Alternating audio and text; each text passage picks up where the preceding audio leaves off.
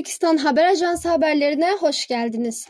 12 Ekim günü Doğu Türkistanlılar için Ulusal Yas Günü. Çin'in Doğu Türkistan'a yönelik acımasız askeri işgalinin 75. yılını kınamak ve protesto etmek için Amerika'da Beyaz Saray'ın dışında düzinelerce Uygur ve destekçileri toplandı. Çin Halk Cumhuriyeti'nin 12 Ekim 1949'daki işgalinden bu yana Doğu Türkistan'daki Uygur, Kazak, Kırgız ve diğer Türk halklarına karşı bir soykırım, sistematik sömürgeleştirme ve kitlesel baskı rejimi uygulandı. Çin'in vahşetlerinin ABD hükümeti ve bir düzineden fazla batılı ülkenin parlamentoları tarafından devam eden soykırım olarak tanınmasına ve Birleşmiş Milletler tarafından insanlığa karşı suçlar olarak tanınmasına rağmen Çin'i sorumlu tutmak için hiçbir şey yapılmadı. Çin'in Doğu Türkistan'ı işgal etmesinden 75 yıl sonra ve Mayıs 2014'te soykırımı ileri taşımasından bu yana geçen 10 yıldan fazla bir süre sonra Doğu Türkistan'daki milyonlarca Uygur ve diğer Türk halkı kitlesel tutuklamalara, zorla çalıştırma yoluyla köleleştirilmeye, zorla kısırlaştırılmaya, kültürel ulusal kimliklerinin sistematik olarak silinmesine katlanmaya devam ediyor. Doğu Türkistan Sürgün Hükümeti, Cumhurbaşkanı Doktor Mehmet Emin Ağar'la sadece konuşmanın zamanı geçti. Kanada, ABD ve özgürlüğü, insan haklarını savunan tüm ülkeleri kararlı bir şekilde hareket etmeye çağırıyoruz. Doğu Türkistan'ı işgal edilmiş bir ülke olarak tanıyın, kendi kaderimizi tayin hakkımızı ve egemenliğimizi geri alma mücadelemizi destekleyin. Aksi takdirde Çin soykırımını cezasız bir şekilde sürdürmesine izin verecektir dedi. Çin'in uyguladığı işgal altında olan Doğu Türkistan'daki vahşetler sadece insan hakları ihlalleri değil, kasıtlı bir soykırım stratejisidir. Amaç uluslararası toplumun artık görmezden gelemeyeceği tüm bir halkı ve zengin kültürel mirasını yok etmeye amaçlayan bir soykırım hareketidir. Çin'in Doğu Türkistan'da devam eden sömürgeleştirme, soykırım ve işgal hareketi, otoriterlik ve kontrolsüz devlet şiddetinin oluşturduğu daha geniş bir küresel tehdidin parçası olarak tanınmalıdır. Doğu Türkistan Sürgün Hükümeti, Dışişleri ve Güvenlik Bakanı Salih Hudayar, uluslararası hukuk uyarınca Doğu Türkistan'ın davasını desteklemenin küresel sorumluluğunu vurguladı.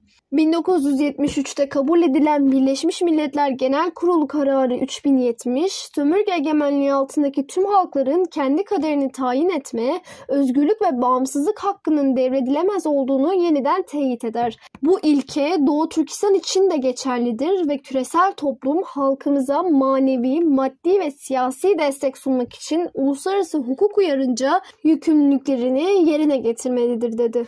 Çin'in Doğu Türkistan hakkındaki sahte iddiaları tarihsel gerçekleri değil, özgür ve egemen bir ulusun şiddetli bir şekilde boyundurluk altına alınmasını meşrulaştırmak için tasarlanmış uydurma anlatılara dayanmaktadır.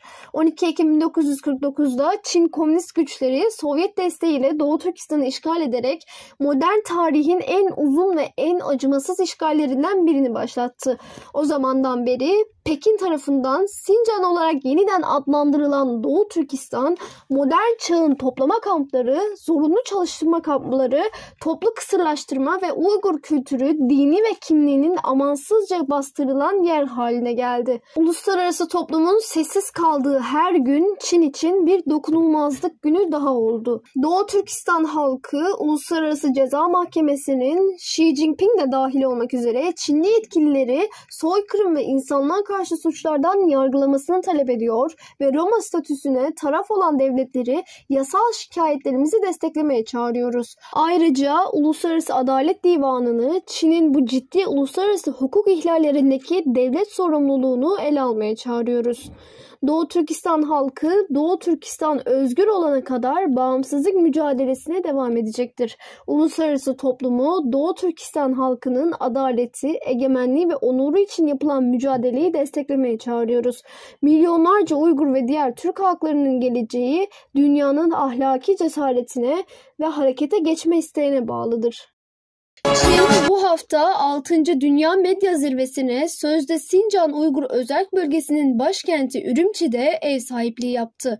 Voice Amerika Haber Ajansı'nın 17 Ekim 2024 tarihli haberine göre devlet tarafından işletilen Xinhua Haber Ajansı ve sözde Sincan Uygur Özerk Bölge Hükümeti tarafından ortaklaşa düzenlenen etkinliğe 208 önde gelen medya kuruluşundan 500'den fazla katılımcının katıldığı söyleniyor. Perşembe günü sona eren 3 günlük zirve yapay zeka ve medya dönüşümüne odaklandı. Komünizm Mağdurları Anma Vakfı'nda Çin Çalışmaları Direktörü olan Adriana Zenz, Voice America haber ajansına e-postayla gönderdiği yanıtta bu etkinlik sözde Sincan'daki durumu normalleştirmek ve sözde Sincan'ı modern teknoloji ve gelişmeleri tartışmak amacıyla bir yer haline getirmek için tasarlanmış gibi görünüyor. Bölge Başkanı Erkin Tünüyaz'ın etkinlikte medyaya sözde Sincan Özerk Bölgesi'nin iş yapmaya açık olduğunu, parti sekreteri Ma Xingrui'nin sözde Sincan'ın ekonomik kalkınma ve teknolojik modernizasyona odaklanma stratejisine işaret ettiğini söyledi. Adrian Zenz, bunun sözde Sincan'ın kendisini modern, gelişmiş ve güvenli bir bölge olarak sunma stratejisinin ayrılmaz bir parçası olduğunu ve Çin'in anti-radikalizasyon önlemlerinin iddia edilen başarısını sergilediğini söyledi. Çin medyası küresel yapay zeka işbirliğinin potansiyel faydalarını vurguladı. Doğu Türkistan sürgün hükümeti, Reuters, The Associated Press, The Hindu ve El Cezire dahil olmak üzere 106 ülkeden 208 uluslararası medya kuruluşunun Doğu Türkistan'ın Ürümçi kentinde düzenlenen 6. Dünya Medya Zirvesi'ne katılımını kınadı. Doğu Türkistan Sürgün Hükümeti'nin yayınladığı basın açıklamasına göre Çin'in devlet kontrolündeki Xinhua Haber Ajansı tarafından düzenlenen bu zirve, Doğu Türkistan'daki Uygur ve diğer Türk halklarına yönelik devam eden sömürgeleştirme, işgal ve soykırım hareketini gizlemek ve aklamak için açık bir propaganda aracı olarak hizmet etmektedir. Bu medya kuruluşları bu zirveye katılarak medya işbirliği ve teknolojik ilerleme kisvesi altında Doğu Türkistan halkının etnik ve dini kimliğini sistematik olarak silmek için çalışan bir rejime istemeden güvenilirlik kazandırmaktadır. Ürümçi, milyonlarca Uygur ve diğer Türk halkının toplu tutuklama, zorla çalıştırma, zorla asimilasyon ve soykırımla karşı karşıya kaldığı modern tarihin en acımasız sömürge hareketlerinden birinin merkez üssü konumundadır. Doğu Türkistan Sürgün Hükümeti Cumhurbaşkanı Doktor Memtimin Ala, bu saygın medya kuruluşlarının bir Çin propaganda etkinliğine katılmayı seçmesi acı vericidir. Onların varlığı Çin'in Doğu Türkistan'daki sömürgeci ve soykırımcı politikalarına haksız yere meşruiyet sağlıyor dedi. Doğu Türkistan Sürgün Hükümeti, Doğu Türkistan'daki krizin basit insan hakları ihlallerini aştığını, titizlikle düzenlenmiş bir sömürgeleştirmeye, işgal, etnik temizlik ve soykırım hareketi olduğunu kesin bir şekilde ileri sürmektedir. Bu Dünya Medya Zirvesi, Çin'in 12 Ekim 1949'da Doğu Türkistan'a düzenlediği acımasız işgalin 75. yıl dönümünden sadece birkaç gün sonra gerçekleşmekte olup, Çin rejiminin suçlarını aklama ve küresel algıyı manipüle etme ve yönündeki amansız çabalarını vurgulamaktadır.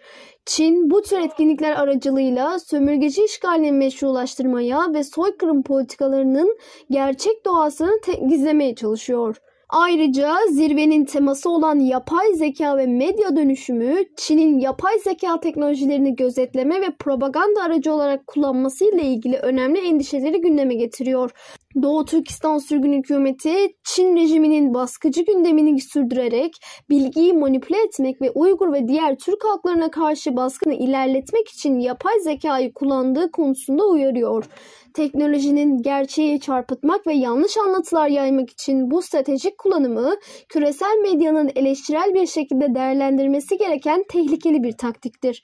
Doğu Türkistan Sürgün Hükümeti İletişim Bakanı Doktor Cüret Obul, bu medya kuruluşları bu zirveye katılarak Çin'in yanlış anlatılarının yayılmasına ortak olma riskiyle karşı karşıya kalıyor. Medya kuruluşlarının çabalarını Doğu Türkistan'da meydana gelen vahşeti doğru bir şekilde bildirmeye ve Çin'in soykırım ve sömürgeci işgali altında acı çekenlerle dayanışma içinde olmaya yeniden odaklanmaları zorunludur dedi.